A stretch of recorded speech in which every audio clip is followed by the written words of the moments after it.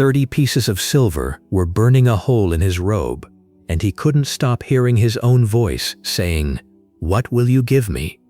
Judas walked those last hours the same way you and I walk ours, not knowing it was the last. This is the story nobody wants to tell, because it forces you to ask an uncomfortable question about yourself. Before we go to that final night, you need to understand who this man actually was, because the Gospels don't introduce him as a villain. Judas Iscariot was one of the 12, chosen by Jesus himself, trusted enough to carry the group's money bag. John tells us this directly, and then adds a detail most people skip past entirely. He was a thief and used to help himself to what was put into it. John 12:6. That's not hindsight talking. That's John, one of the men who walked beside him for 3 years, telling you plainly that the corruption didn't start in the final week. It had been quietly growing the entire time, unnoticed, or at least unspoken. The plot against Jesus wasn't spontaneous either. Weeks earlier, the chief priests and Pharisees had convened a council after Jesus raised Lazarus from the dead, terrified that his growing following would provoke Rome into crushing the whole nation. And the high priest that year, a man named Caiaphas, said something chillingly practical. "It is better for you that one man die for the people than that the whole nation perish." John 11:50. He meant it as political calculation. John tells us he unknowingly prophesied something far larger, so by the time Judas walks into that council chamber and asks his question, the men receiving him had already decided Jesus needed to die. Judas didn't create the plot. He simply handed them the one thing they didn't have: opportunity without a crowd watching. Now come with me to the upper room, Passover night. This meal follows the structure of a Roman-style banquet. Reclining at a low table, 4 ceremonial cups of wine marking the stages of the Passover retelling, unleavened bread and bitter herbs on the table between them. Jesus has already knelt and washed every disciple's feet, including the feet of the man who would walk him to his death within hours.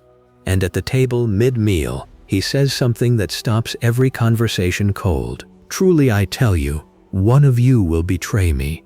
John 13:21. Picture the room. 11 men look at each other, then inward at themselves, each asking, "Lord, is it I?" Only one man at that table already knew the answer. Hold on to that scene, because what happens next is the detail almost every retelling rushes past.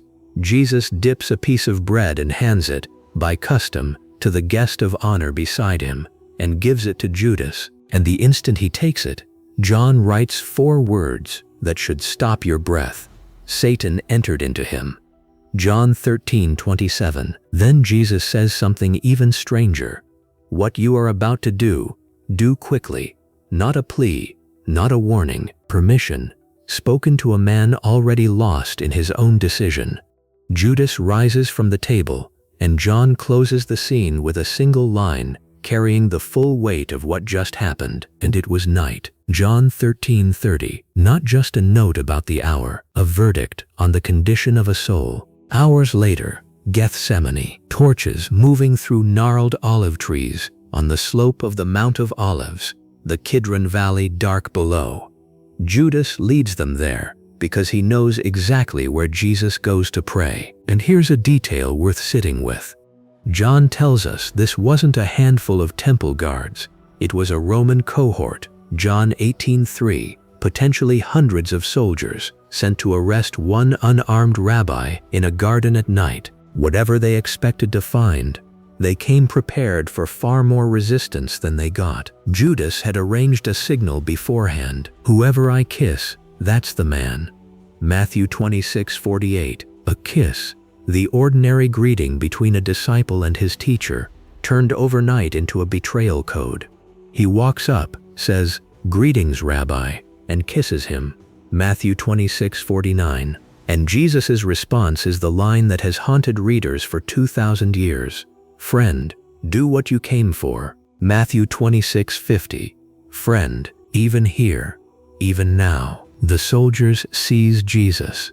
The disciples scatter into the dark, and Judas, we can reasonably assume from what happens next, doesn't run far. Matthew tells us that when Judas saw that Jesus was condemned, he was seized with remorse. Matthew 27:3, seized. Not a quiet regret, a grip he couldn't escape. He takes the silver back to the chief priests and says, "I have sinned by betraying innocent blood." Matthew 27 verse 4. Listen closely to their answer. What is that to us? That's your responsibility. Not one hand extended, not one word of comfort. The very men who paid him for the betrayal wouldn't take back the coins or the weight that came bundled with them. So Judas throws the silver onto the temple floor, and in a grief with nowhere left to go, takes his own life. Matthew 27 verse 5. There's an honest detail worth naming here, because this channel doesn't smooth over hard edges. The book of Acts gives a second account of his death, describing him falling headlong in a field and his body bursting open. Acts 1:18. Scholars have debated for centuries how these two accounts fit together, whether Matthew and Luke are describing the same event from different angles or preserving two separate traditions. It's a real question, and I'm not going to pretend it isn't. What both accounts agree on, without exception, is the outcome. And what the chief priests do next tells you everything about where their concern actually sat. Unable to put blood money back into the temple treasury, they use it to buy a potter's field to bury foreigners in. A field, Matthew tells us, fulfilled a prophecy written centuries earlier about 30 pieces of silver and a potter's field. Zechariah 11:12-13. Even the aftermath of the worst night of his life had already been written into the story before he was born. Here's the detail that should undo you. Peter denied Jesus that same night 3 times to a servant girl with curses. Luke tells us Jesus turned and looked straight at Peter the moment the rooster crowed, and Peter went out and wept bitterly. Luke 22:61-62. 2 men, 2 betrayals, the same night, the same collapsing courage, the same crushing grief. But one walked back toward Jesus, and one walked away from every person who might have helped him carry it. That's the difference this whole story turns on, and it isn't the size of the sin. Jesus himself, in John 17:12, calls Judas the son of destruction, a title that sits uncomfortably alongside genuine foreknowledge and genuine choice existing in the same moment. And honestly, that tension isn't one this video is going to resolve for you in the next 30 seconds. What is resolvable is this. Peter took his guilt straight back to the one he'd betrayed. Judas took his to the men who had never loved him, and then to a silence he couldn't survive. If you've ever done something you believe is too big to bring back to God, that's the exact lie both of these men believed for at least one night. Peter believed it and turned around anyway. That's the whole secret hiding inside this story. Guilt was never the danger either man faced. Where they carried it was. If this story moved you, stay close, because the next one goes even deeper. And if you're watching this in good faith, leave the like now, before the video ends, not after. That's what tells me you want more of these.